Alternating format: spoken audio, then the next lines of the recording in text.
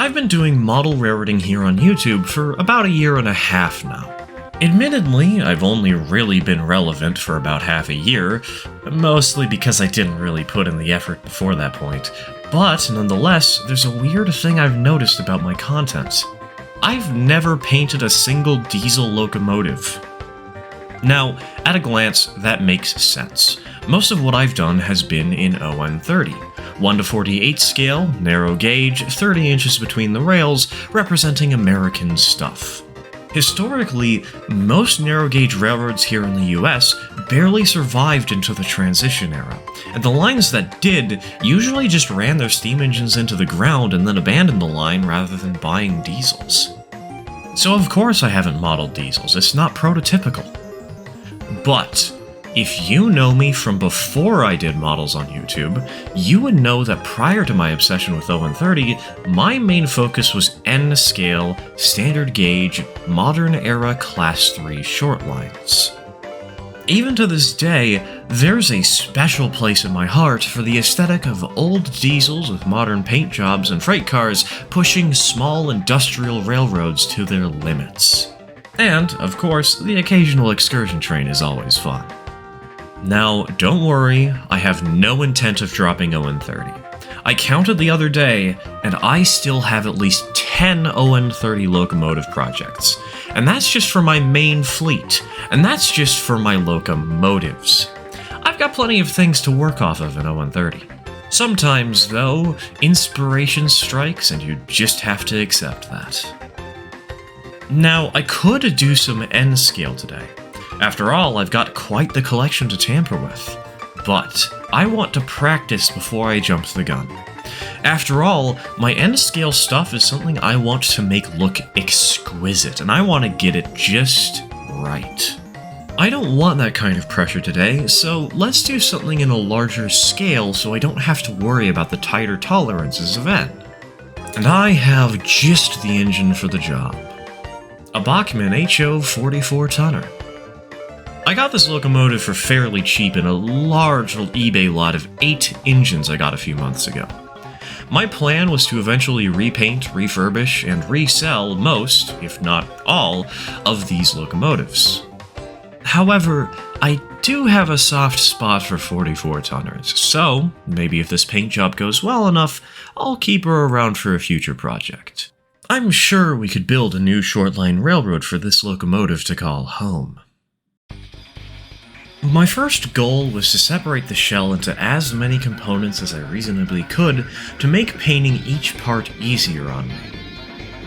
This required unscrewing the shell from the mechanism. It was only secured by 2 screws attached to the weight in the center of the locomotive. However, I also unscrewed the couplers, since getting the mechanism out was a little bit sketchy with the coupler boxes blocking the way. I later found out it was possible to squeeze the mechanism past when reassembling the locomotive, but it was a concerningly tight squeeze and I wouldn't recommend it if you can avoid it. I then removed the cab from the shell. Popping it off of the floor was easy, but the handrails on the sides of the engine were kind of keeping it in place. I had to pull them out of the cab to get the cab fully removed. This wasn't that hard, but getting a good grip on the handrails was really annoying, and I wound up doing this off camera, since that let me focus on just pulling them out, rather than also trying to make things look nice for the video. I also tried removing the handrails from the main shell, but I realized they weren't really in the way of me painting the main shell, and it was too much work to remove them for me to want to do. So, I left them in place. The idea I had for the paint job on this locomotive was not very creative, but I did like it. It was a basic 2-tone, black on the top, red on the sides. Since the main locomotive color was already black, the easiest and cleanest way to pull this off was to use some masking tape to block the parts I wanted to keep in black, and then hand paint on the red. I used some Tamiya 10mm masking tape and lined it up with the lower edge of the roof where I wanted the black color to end and the red to begin. On top of this, there were some small bits of lettering that I wanted to cover up.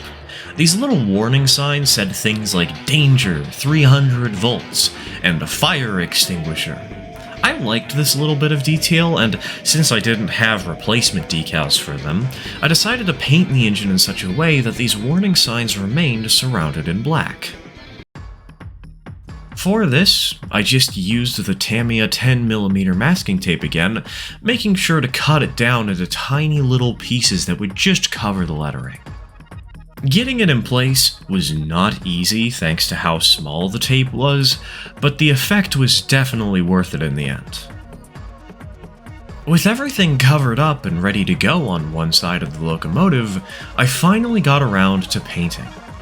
For this, I used Badger Modelflex Dark Tuscan Oxide Red, an all-time favorite of mine.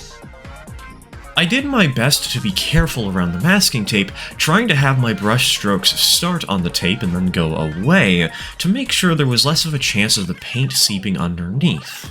Now, this didn't go perfectly. Sometimes I accidentally painted under the tape. Fortunately, I did not paint over the letters, and painting over paint with more paint is very easy to do. For these spots that I messed up, I took a fine-tipped brush and touched up the edges of these little panels. Usually this meant adding on black paint to cover up the red, but sometimes it was the other way around when the black area on the warning sign was a little too big. The ends of the locomotive were a little harder to get right. I didn't actually put down any masking tape here, instead relying on fine motor skills to control the brush and not overpaint. This worked out okay, but it was pretty stressful. For the grille of the engine, I painted it on with a new color to my roster. In fact, I want to go on a little tangent about this. My father, sister, and I went out to a local theater to see Casablanca in February. While we were waiting for the movie to start, the pre-movie ads showed a local game store just down the street that none of us had heard of. After the movie, we walked a block down the street to check it out, and boy, it was a lively place. From what my father tells me, the biggest game store here in Portland, Oregon used to have a great selection of paints. Sadly, they've toned it down pretty heavily, but fortunately, this small store had an excellent selection of a few popular brands, such as Citadel Color. Now, I've only ever used one color of Citadel paints. I don't really check them out, I don't really think about them. But, given the opportunity, I decided to browse. And this brings me to a question. Were any of you guys ever going to tell me the Warhammer nerds have shiny paints? Dude, I've been looking for a nice reflective Russian iron for quite a while now, and this may be the answer. So, I picked up a canister of Grey Knight's Steel. The original plan was to use it on a 440 of some kind, but that engine hasn't arrived as of making this video, and I thought the grille on the front of this locomotive would be a great place to test the color and see how it actually looks. And, well, it's a little too bright for Russian iron in my opinion. With that said, this is an excellent color for this project, an excellent discovery for me personally, and you bet your sweet alewife I'm gonna be experimenting more with these things in the future. I hope that was a fun detour. Anyways, back to the paint job. I started adding some Ceramcoat Empire Gold as a secondary highlight color to help match the warning stripes on the ends of the locomotive. I put some on the horn of the locomotive to help it stand out a little more, and then put some on the cab steps as a sort of safety lining. It's not much, but it does help to make the engine stand out a little more. Next, I needed to remove the Pennsylvania lettering from the locomotive.